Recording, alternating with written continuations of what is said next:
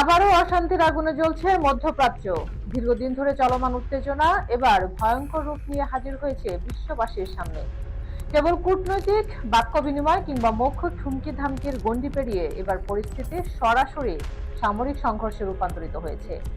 যখন পুরো মুসলিম বিশ্ব ঈদের আনন্দে মশগুল ছিল, ঠিক সেই মুহূর্তে মধ্যপ্রাচ্যের আকাশে বিস্ফোরণের আওয়াজে কেঁপে উঠেছে কুয়েতের মাটি।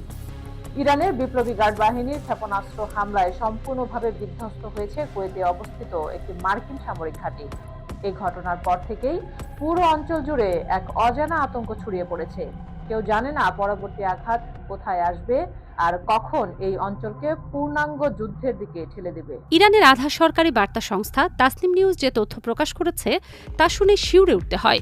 ইরানের দক্ষিণাঞ্চলীয় কৌশলগত বন্দরনগরী বন্দর আব্বাসের বিমানবন্দরে মার্কিন হামলার মাত্র কয়েক ঘণ্টা পরেই এই প্রতিশোধমূলক আঘাত হানা হয়েছে। স্থানীয় সময় ভোর 4:50 যখন কুয়েতের মানুষ ঘুমে আচ্ছন্ন, তখনই অন্ধকার আকাশ চিরে ছুটে এসেছে ইরানের অত্যাধুনিক ক্ষেপণাস্ত্র। সেই মুহূর্তে কুয়েতে অবস্থিত মার্কিন সামরিক ঘাঁটি নিরাপত্তা বেষ্টনী কোনো কাজেই আসেনি। ইরানের আইআরজিসি বাহিনীর এই আক্রমণ এতটাই নিখুঁত এবং বিধ্বংসী ছিল যে মার্কিন ঘাঁটিটি কার্যত মাটির সঙ্গে মিশে গেছে বলে প্রাথমিক খবরে জানা গেছে। ইসলামিক রেভলিউশনারি গার্ড কর্পস তাদের প্রকাশিত এক কঠোর বিবৃতিতে যা বলেছে তা পুরো বিশ্বকে নতুন করে ভাবিয়ে তুলেছে। তারা এই হামলাকে শত্রুর জন্য একটি চূড়ান্ত সতর্কবার্তা হিসেবে উল্লেখ করেছে। বিবৃতিতে স্পষ্ট ভাষায় জানিয়ে দেওয়া হয়েছে যে এখন থেকে আমেরিকার যে কোনো ধরনের আগ্রাসন বিনা জবাবে থেকে যাবে না। কথায় কথায় বিভিন্ন দেশে হামলা চালানোর যে মার্কিন অভ্যাস তার দিন শেষ হয়ে এসেছে বলে দাবি করেছে ইরান। আরও ভয়ানক বিষয় হল, ইরানি বাহিনী সরাসরি হুমকি দিয়েছে যে ভবিষ্যতে এমন কোনো ঘটনা ঘটলে আরও বেশি বিধ্বংসী এবং সুনির্দিষ্ট পাল্টা আঘাত হানা হবে। এই বিবৃতি থেকে পরিষ্কার বোঝা যাচ্ছে তেহরান এবার মোটেও পিছু হটার মনোভাবে নেই। এই পুরো ঘটনার শুরুটা আসলে কিভাবে হলো সেটা বুঝতে হলে আমাদের একটু পিছনে ফিরে যেতে হবে। মাত্র 3 দিনের ব্যবধানে দ্বিতীয়বারের মতো ইরানের বিভিন্ন গুরুত্বপূর্ণ লক্ষ্যবস্তুতে সরাসরি বিমান হামলা চালিয়েছে যুক্তরাষ্ট্র। মার্কিন সেন্ট্রাল কমান্ড তাদের বিবৃতিতে গর্বের সঙ্গে জানিয়েছে যে তারা কৌশলগত বন্দরনগরী বন্দর আব্বাসে অবস্থিত একটি গুরুত্বপূর্ণ সামরিক স্থাপনায় সফল হামলা চালিয়েছে। শুধু তাই নয়, হরমুজ প্রণালীর কাছাকাছি এলাকায় হুমকি সৃষ্টি করা 4টি ইরানি ওয়ান ওয়ে অ্যাটাক ড্রোনও ভূপাতিত করা হয়েছে বলে দাবি করেছে তারা। কিন্তু ইরানের বক্তব্য সম্পূর্ণ ভিন্ন এবং তাদের যুক্তিও অবশ্য শোনার মতো। ইরানি কর্তৃপক্ষ জানিয়েছে বুধবার রাতে হরমুজ প্রণালীতে অনুমতি ছাড়া প্রবেশ করতে চেয়েছিল যুক্তরাষ্ট্রের পতাকাবাহী একটি ট্যাঙ্কার জাহাজ।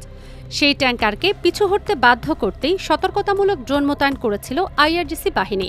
মার্কিন বাহিনী এই ড্রোনগুলোকে হুমকি মনে করে ভূপাতিত করে এবং পরবর্তীতে এটাকে অজুহাত হিসেবে ব্যবহার করে বন্দর আব্বাসে সরাসরি হামলা চালায়। এখানেই প্রশ্ন উঠেছে যে আসলে কে প্রথম আগ্রাসন চালিয়েছে। ইরানের মতে তারা কেবল নিজেদের জলসীমা রক্ষা করছিল, আর আমেরিকা দৃষ্টিতে তারা নিজেদের জাহাজ রক্ষা করেছে। কিন্তু সত্যটা হলো এই দুই পরাশক্তির মধ্যকার দ্বন্দ্ব এখন এমন এক পর্যায়ে পৌঁছেছে যেখানে কে আগে শুরু করলো সেটা আর বড় প্রশ্ন নয়, বরং এটা কোথায় গিয়ে থামবে সেটাই এখন সবচেয়ে ভয়ের বিষয়। গত 8 এপ্রিল এক যুদ্ধবিরতি চুক্তির মাধ্যমে আপাতদৃষ্টিতে ইরান এবং যুক্তরাষ্ট্রের মধ্যকার সরাসরি সংঘর্ষ থেমে গিয়েছিল। পুরো বিশ্ব একটা স্বস্তির নিঃশ্বাস ফেলেছিল যে অন্তত কিছুদিন হলেও এই অঞ্চলে শান্তি বিরাজ করবে। কিন্তু সেই আশা ছিল কেবলই আশা। স্থায়ী কোনো শান্তি চুক্তি কখনোই সম্পাদিত হয়নি দুই দেশের মধ্যে। যুদ্ধবিরতি মানে কেবল অস্থায়ীভাবে অস্ত্র নামিয়ে রাখা, কিন্তু মনের ভেতরের যুদ্ধ কখনোই বন্ধ হয়নি। বিভিন্ন দেশের কূটনৈতিক প্রচেষ্টা চলছিল এই দুই শক্তিকে আলোচনার টেবিলে বসাতে। চীন, রাশিয়া, ইউরোপীয় ইউনিয়ন সবাই চেষ্টা করে যাচ্ছিল একটা স্থায়ী সমাধানে পৌঁছাতে। কিন্তু সেই কূটনৈতিক তৎপরতার মাঝেই মার্কিন বাহিনীর এই সরাসরি যুদ্ধবিরতি লঙ্ঘন, তার জবাবে ইরানের এই বিধ্বংসী পাল্টা আঘাত সবকিছুকেই প্রশ্নবিদ্ধ করে দিয়েছে। ঈদের আনন্দঘন পরিবেশের মধ্যেই এই রক্তক্ষয়ী সংঘাতের ফলে এখন গোটা মধ্যপ্রাচ্য জুড়ে বিরাজ করছে চরম যুদ্ধ আতঙ্ক। সাধারণ মানুষ এখন আতঙ্কে দিন কাটাচ্ছে। কেউ জানে না কখন কোথায় আবার বোমা পড়বে।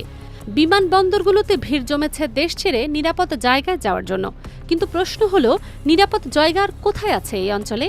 আন্তর্জাতিক রাজনৈতিক বিশ্লেষকরা এই পুরো ঘটনাকে অত্যন্ত গুরুতরভাবে দেখছেন। তাদের মতে এটা কেবল ইরান আর আমেরিকার মধ্যকার দ্বন্দ্ব নয়, এটা একটা বিশাল আঞ্চলিক এবং সম্ভাব্য বৈশ্বিক সংঘাতের সূচনা হতে পারে। মধ্যপ্রাচ্যে ইতিমধ্যেই বিভিন্ন পক্ষ নিজেদের অবস্থান নির্ধারণ করে ফেলেছে। ইরানের পক্ষে আছে সিরিয়া, লেবাননের হিজবুল্লাহ, ইয়েমেনের হুতি বিদ্রোহী এবং ইরাকের বিভিন্ন মিলিশিয়া গ্রুপ। অন্যদিকে আমেরিকার পাশে আছে সৌদি আরব, সংযুক্ত আরব আমিরাত এবং ইসরায়েল।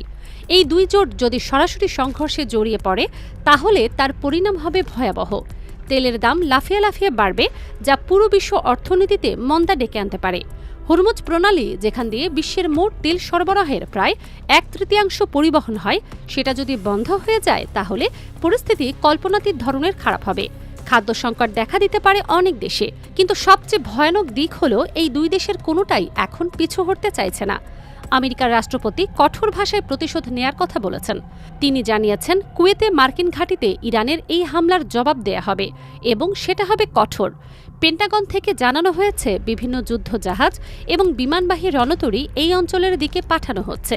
অন্যদিকে ইরানও পিছপা হবার কোনো লক্ষণ দেখাচ্ছে না। তাদের সর্বোচ্চ নেতা সরাসরি জনগণের উদ্দেশ্যে ভাষণ দিয়ে বলেছেন যে ইরান কখনোই আমেরিকার সাম্রাজ্যবাদের কাছে মাথা নত করবে না। তিনি জানিয়েছেন, দেশ রক্ষার জন্য যা যা করা দরকার তার সবকিছু করতে তারা প্রস্তুত। এই মুহূর্তে পুরো পরিস্থিতিটা এমন একটা জায়গায় দাঁড়িয়ে আছে যেখান থেকে যে কোনো দিকে যাওয়া সম্ভব। একদিকে আছে পূর্ণাঙ্গ যুদ্ধের সম্ভাবনা, যা হাজার হাজার মানুষের প্রাণহানি ঘটাবে এবং অঞ্চলকে ধ্বংসস্তূপে পরিণত করবে। অন্যদিকে আছে কূটনীতির মাধ্যমে সমাধানের সুযোগ, যা এখনও সম্পূর্ণ বন্ধ হয়ে যায়নি, কিন্তু দ্রুত হাতছাড়া হয়ে যাচ্ছে। জাতিসংঘের নিরাপত্তা পরিষদ জরুরি বৈঠক ডেকেছে।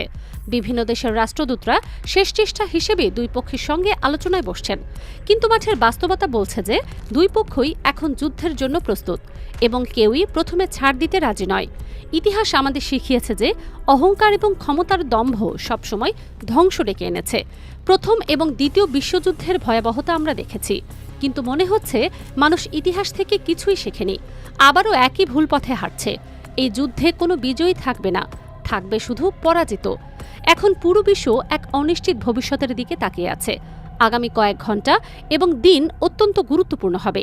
যদি এই দুই পক্ষ আবার হামলা চালায় তাহলে পরিস্থিতি পুরোপুরি নিয়ন্ত্রণের বাইরে চলে যেতে পারে। তৃতীয় বিশ্বযুদ্ধের যে আশঙ্কা এতদিন তত্ত্বের মধ্যে সীমাবদ্ধ ছিল, তা হয়তো বাস্তবে পরিণত হতে পারে।